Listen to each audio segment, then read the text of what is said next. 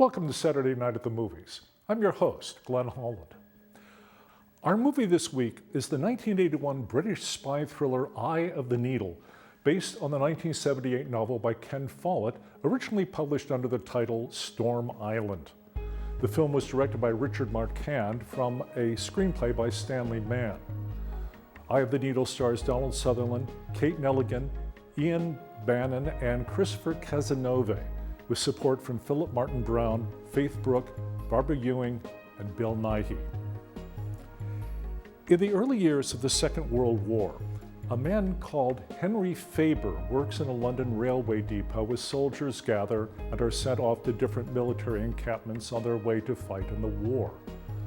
One evening, his landlady, Mrs. Gardner, brings him supper in his room, only to find Faber at a radio transmitter sending information about British troop movements to Berlin. When she screams for help, Faber swiftly stabs her with a stiletto, finishes the transmission, and escapes into the night.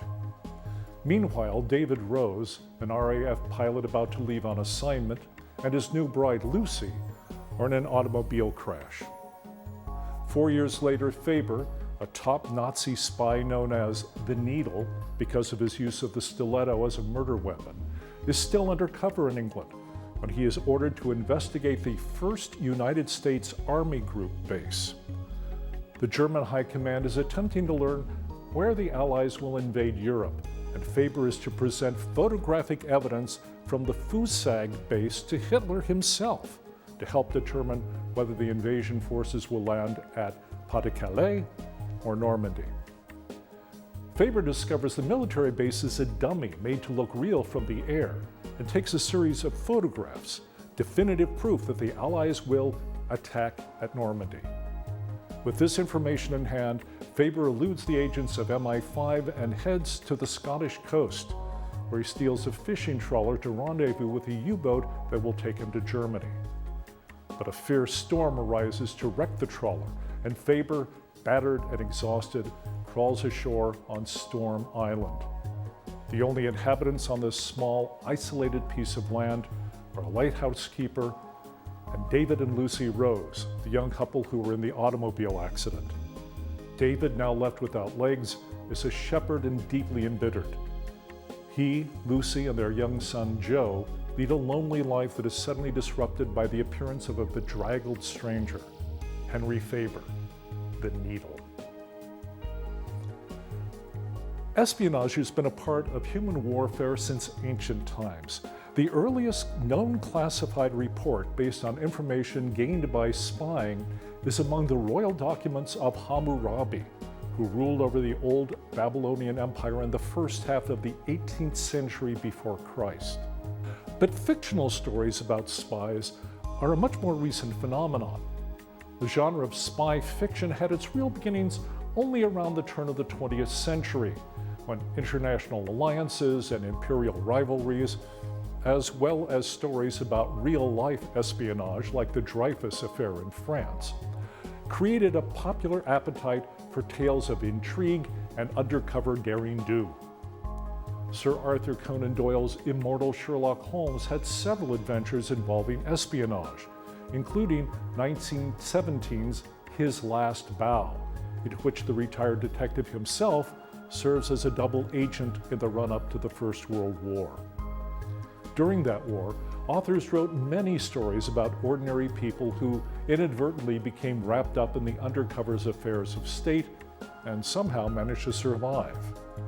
Notable among these authors was John Buchan, whose 5 novels about the amateur Scottish spy Richard Hannay began with 1915's The 39 Steps, adapted in 1935 into a classic motion picture directed by Alfred Hitchcock. During the 30s, the rise of fascism in Europe and the growing likelihood of war brought a new urgency to spy stories with a clear moral contrast between the two sides, at least for readers in the Allied nations. The events leading to the Second World War, as well as the war itself, continue to offer writers opportunities for gripping spy thrillers. Welsh author Ken Follett had his popular breakthrough with his 1978 novel Storm Island, later retitled Eye of the Needle, which became an international bestseller with over 10 million copies sold worldwide.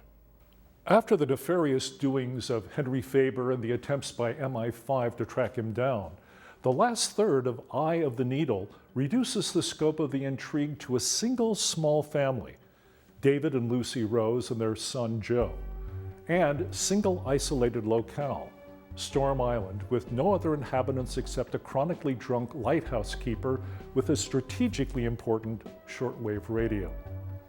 After Faber kills off the lighthouse keeper and David Rose, Lucy is left alone to stop him.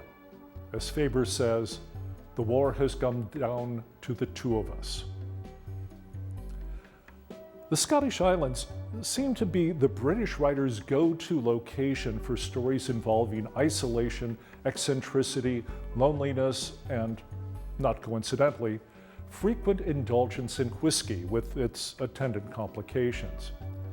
Scotland has over 900 offshore islands, of which 89 are permanently inhabited. There are 4 main Scottish archipelagos, or groups of islands. Shetland to the northeast, the farthest northern point of the British Isles. Orkney to Shetland's southeast, and the Inner and Outer Hebrides off the northwest coast of Scotland. The Storm Island scenes for Eye of the Needle were shot over a period of 8 weeks on the Isle of Mull in the Inner Hebrides.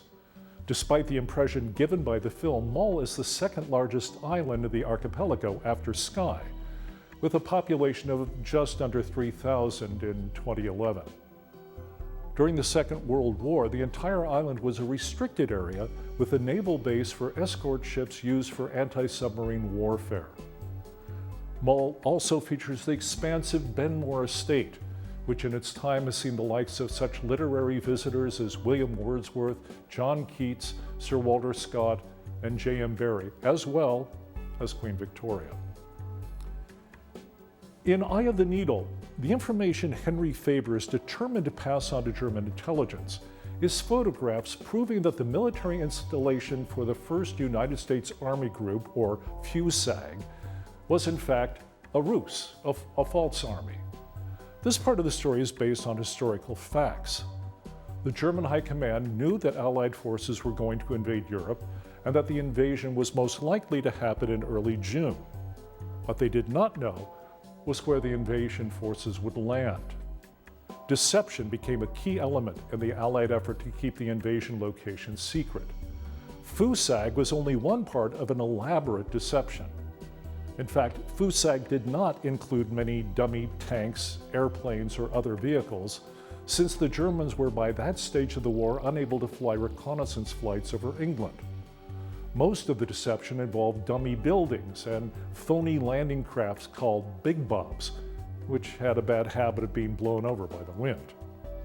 In terms of the plot, which depends on Hitler's insistence that he meet with Henry Faber and see his evidence in person, photographs from FUSAG would reveal any Allied plan to invade at Pas-de-Calais to be the hoax it in fact was.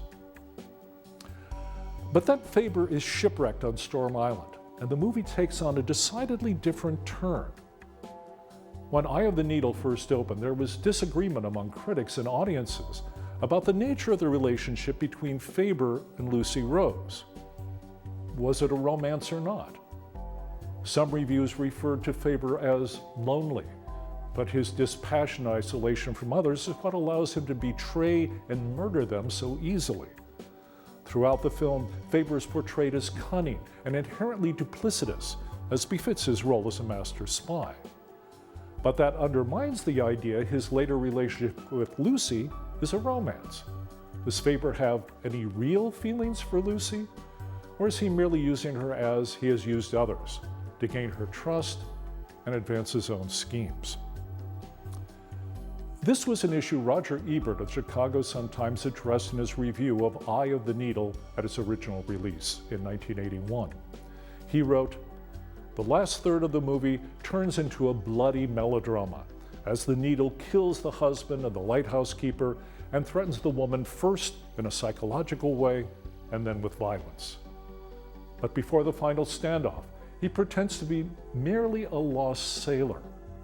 And the woman, frustrated by her husband's drunkenness and refusal to love, becomes attracted to the stranger. They make love.